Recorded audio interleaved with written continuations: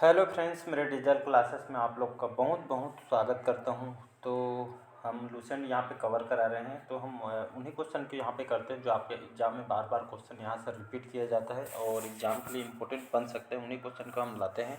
तो यहाँ पे लूसेंट से मैं बात करूँ, लूसेंट से कराने के क्या मतलब है। तो लूसेंट से अगर आप क्वेश्चन करते हैं तो लगभग 90% जो है 90% जो आपका क्वेश्चन यही से क्वेश्चन पूछा जाता है। इसको बार बार रिवाइज़ कीजिए और बाकी आपको कहीं से जीके जीएस से क्वेश्चन आपसे नहीं पूछा जाएगा, कहीं से और पढ़ने की ज़रूरत नहीं है। तो इसको बार बार रिवाइज़ कीजिए। क्वेश्चन आपसे यहीं से आपके सफिशेंट है, कहीं आपसे पढ़ने की ज़रूरत आपको नहीं पड़ेगी। इसको पीडीएफ मैं प्रोवाइड करा दूँगा, वहाँ से आप रिवीजन कीजिए ताकि आपको एग्जाम टाइम में कन्फ्यूज़ वगैरह मत हो। तो चलिए स्टार्ट करते हैं सेशन को। पहले बार आए तो चैनल को सब्सक्राइब करके रख लीजिएगा ताकि नोटिफिकेशन आप तक पहुँच पाए। तो पहला क्वेश्चन देखते हैं, कौन सी दल ने 2 वर्ष के समय में 2 बार प्रधानमंत्री दिए थे। तो आपके भारतीय जनता पार्टी के द्वारा जनता पार्टी, जनता दल या समाजवादी पार्टी। तो इसका सही ऑप्शन हो जाएगा जनता पार्टी के द्वारा।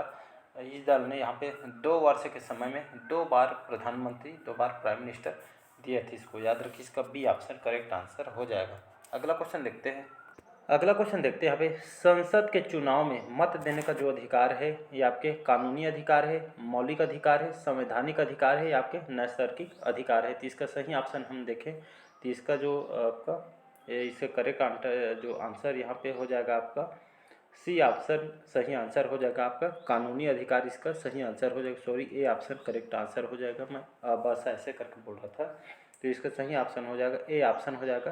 तो हमारा संसद में चुनाव मत देने का अधिकार कौन सा अधिकार कहलाता है। तो हमारा कानूनी अधिकार कहलाता है। ये क्वेश्चन आपके एसएससी पेपर में क्वेश्चन को पूछा गया है आपके इनकम टैक्स ऑफिसर में। तो इसको याद रखिएगा। तो भारत के संविधान में कौन से आर्टिकल में बताया गया। तो भारतीय संविधान के आपके आर्टिकल 326 में बताया गया है। तो इसको याद रखिएगा। लोकसभा और आपके राज्य विधानसभा के लिए निर्वाचन के जो वयस्क मताधिकार के आधार पर होने की यहाँ पे बात की गई है। तो इसको याद रखिएगा। तो इसका कानूनी अधिकार सही आंसर हो जाएगा। अगला क्वेश्चन देखते हैं, मूल संविधान में लोकसभा सदस्यों की संख्या कितनी निर्धारित की गई है।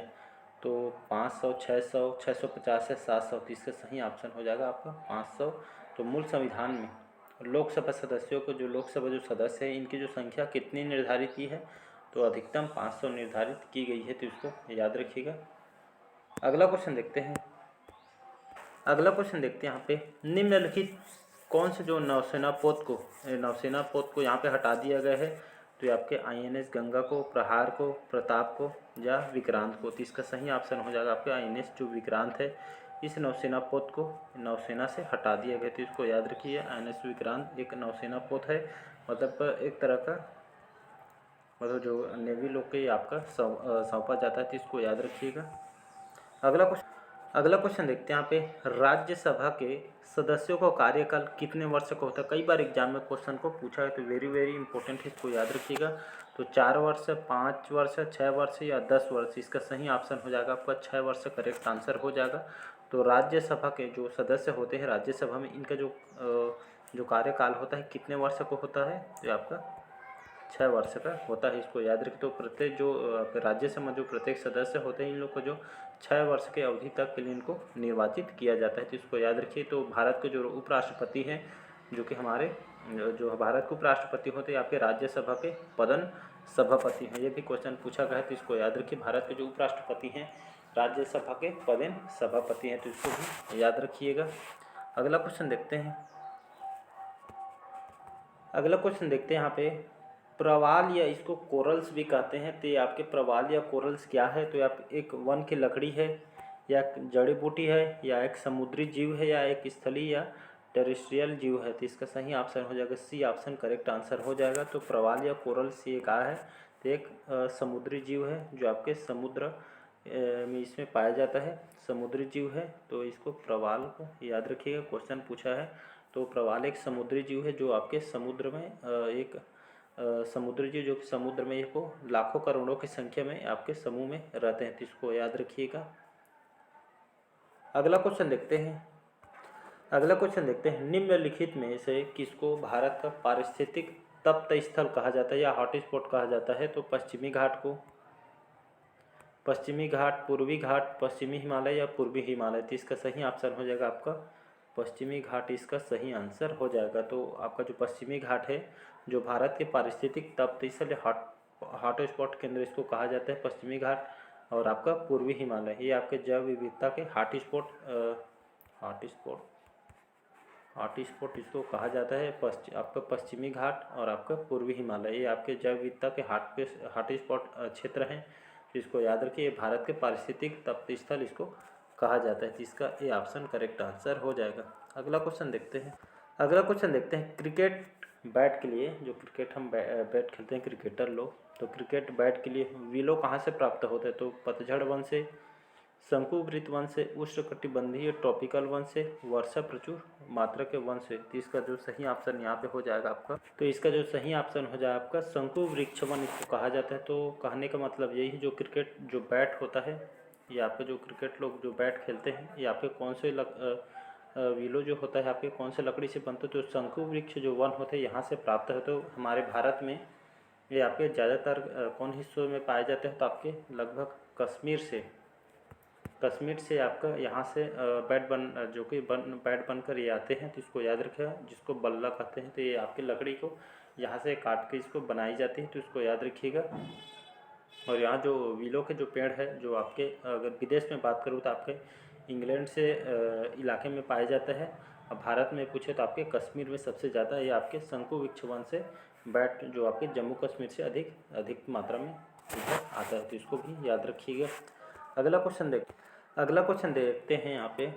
इंडियन एयरलाइंस की प्रथम महिला बोइंग कप्तान का नाम क्या है? तो रीता चावला, निरुपमा राय, सौदामिनी देशमुख, हरप्रीत अहलूवालिया। तो इसका सही ऑप्शन होगा निरुपमा राय। ये आपके जो इंडियन एयरलाइंस की प्रथम महिला बोइंग कप्तान है, तो इसको याद रखिएगा।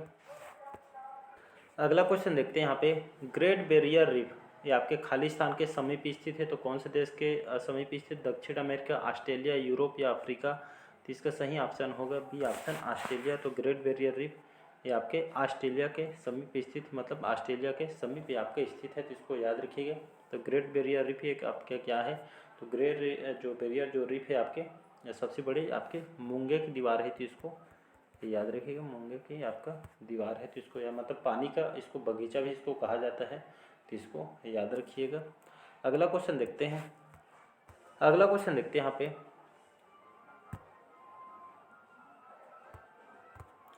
अगला क्वेश्चन हमारा, भारतीय थल सेना में किस प्रक्षेपास्त्र को शामिल किया गया? तो नाग, अग्नि, आकाश, पृथ्वी। तो इसका सही ऑप्शन हो जाएगा आपका भारतीय थल सेना। जो भारतीय थल सेना में आपका जो पृथ्वी है, इस प्रक्षेपास्त्र को शामिल किया है। इसको मतलब आपके सरफेस टू सरफेस, मतलब पृथ्वी से पृथ्वी आपका लड़ने में जो थल सेना के लिए इसको पृथ्वी आपका इसको तैयार किया गया है। इसको याद रखिएगा। अगला क्वेश्चन देखते हैं। सोन नदी किस नगर से होकर बहती है? तो लंदन, मॉस्को, रोम या पेरिस। तो इसका सही ऑप्शन हो जाएगा डी ऑप्शन, पेरिस सही आंसर हो जाएगा। तो इसको याद रखिएगा। जो आपका पेरिस है, तो सोन नदी आपके कौन से नगर से होकर बहती है? तो पेरिस से होकर बहती है। तो इसको याद रखिएगा।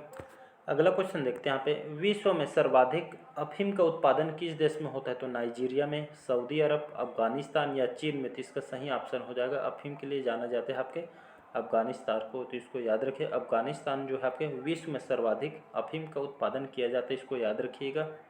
और यहाँ पे जो लड़कियों के लिए बहुत ही प्रतिबंध होता है। यहाँ पे दिन भर उन लोग बुर्खा जो काला कोट के पहने रहते हैं, बुर्खे वगैरह, यहाँ पे लगभग 5वीं तक यहाँ पे लड़कियों को पढ़ाया जाता है। इसके बाद न ही उनको घर से बाहर जाने थे, सब चीज़ के लिए यहाँ पे रुकावट इन लोग कर देते हैं। तो इसको याद रखिएगा। और आपका जो अफ़गानिस्तान, ये हमारा भारत से सटा हुआ कंट्री है। यहाँ की जो कैपिटल यहाँ की क्या है? तो यहाँ की कैपिटल काबुल है। तो इसको याद रखिएगा। राजधानी काबुल है, इसको याद रखिए। इस्लामिक कंट्री है, इसको याद रखिएगा। इस्लाम धर्म के लोग यहाँ पे जो कि निवास करते हैं। अगला क्वेश्चन देखते हैं। भारतीय मरुस्थल किसे कहते हैं? तो गोबी को, थार को, सहारा को या अटाकामा को। तो इसका सही ऑप्शन हो जाएगा थार।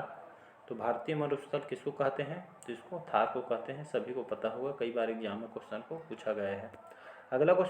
अगला क्वेश्चन देखते हैं। सबसे काम क्षेत्र वाला भारत का पड़ोसी देश कौन सा है? तो भूटान, श्रीलंका, पाकिस्तान या नेपाल, तो इसका सही ऑप्शन हो जाएगा भूटान। इसको याद रखिएगा, तो हमारा पड़ोसी देश है भूटान। तो यहाँ पे सबसे काम क्षेत्र वाले इसको कहा जाता है। तो भारत का पड़ोसी देश कौन सा है, तो भूटान है। यहाँ की राजधानी क्या है, थिम्पू है यहाँ की राजधानी, याद रखिएगा। यहाँ की राजधानी है थिम्पू। और ये आपके जो कंट्री कहाँ पे आती है, तो कंट्री आपके साउथ एशिया में है। साउथ एशिया में आपके एक कंट्री आती है, तो इसको याद रखिएगा। राजधानी थिम्पू कई बार एग्जाम में क्वेश्चन को पूछा गया है, तो इसको भी याद रखिएगा। तो सबसे काम क्षेत्र वाला भारत का पड़ोसी देश कौन सा है, तो आपका भूटान इसका सही आंसर हो जाएगा। अगला क्वेश्चन देखते हैं। अगला क्वेश्चन देखते हैं यहाँ पे, विश्व में किस प्रकार के कृषि सर्वाधिक प्रचलन में या सबसे ज़्यादा कृषि सर्वाधिक मात्रा में कैसे प्रकार की है, तो गहन, स्थानबद्ध कृषि या आपके विस्तृत कृषि या बागानी कृषि, इसका सही ऑप्शन हो जाएगा स्थानबद्ध कृषि किया जाता है। तो विश्व में क्योंकि किस प्रकार के कृषि सर्वाधिक प्रचलन, तो स्थानबद्ध मतलब एक जगह से दो जगह ऐसे टाइप के कृषि किया जाता है, तो इसको याद रखिएगा। अगला क्वेश्चन देखते हैं, भारत का कौन सा जो पड़ोसी देश बर्मा के नाम से जाना जाता है, तो चीन, भूटान, म्यांमार या नेपाल, तो इसका सही ऑप्शन हो जाएगा म्यांमार। तो भारत का जो पड़ोसी देश है सटा हुआ देश म्यांमार, इस जो हमारा पड़ोसी देश इस बर्मा के नाम से इसको जाना जाता है, तो इसको याद रखिए। आपकी कंट्री एशिया में इसको आती है, तो इसको याद रखिएगा।